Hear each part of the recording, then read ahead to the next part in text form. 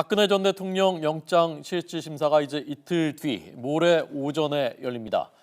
박 전 대통령 측은 여전히 깊은 침묵을 고수하고 있습니다. 첫 소식 검찰 취재하는 김승환 기자부터 연결하겠습니다. 아직 영장 실질 심사에 출석할지가 불투명하다면서요? 네, 출석 의사가 있는지를 묻기 위해서 박 전 대통령 측 변호인 여러 명을 통해 계속 연락을 시도하고 있지만 아직 아무런 답변은 없는 상황입니다. 다만 구속 여부를 가르는 중요한 심사이니만큼 박 전 대통령이 직접 나올 여지는 여전히 남아 있습니다. 보통 피의자들은 구속영장이 청구된 뒤 검찰청사로 먼저 갔다가 직원들과 함께 법정으로 이동합니다. 하지만 박 전 대통령은 경호 등의 문제로 검찰에 들르지 않고 서울 삼성동 자택에서 법원으로 바로 이동할 가능성도 있습니다. 혐의가 많고 치열한 공방이 예상되는 만큼 직접 출석하게 될 경우 심사는 상당히 오래 걸릴 전망입니다. 심사를 마친 뒤에는 판사가 지정해준 장소에서 구속 여부를 기다리게 되는데요.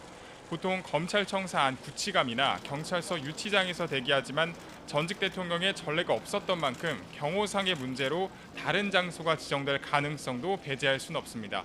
박 전 대통령이 심사에 나오지 않는다면 법원은 서면 심사로만 구속 여부를 결정하게 됩니다.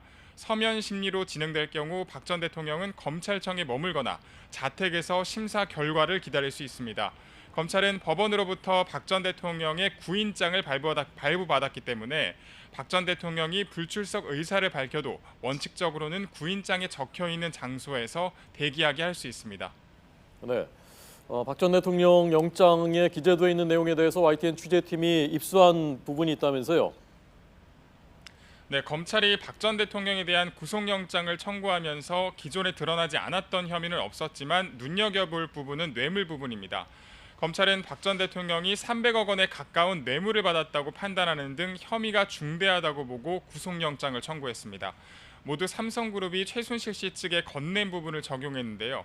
삼성은 최순실 씨의 딸 정유라의 승마 지원을 위해 78억 원을 최 씨 회사에 줬고 최 씨의 조카 장시호 씨의 회사에 16억 원을, 미르와 K스포츠재단에 모두 204억 원을 냈습니다.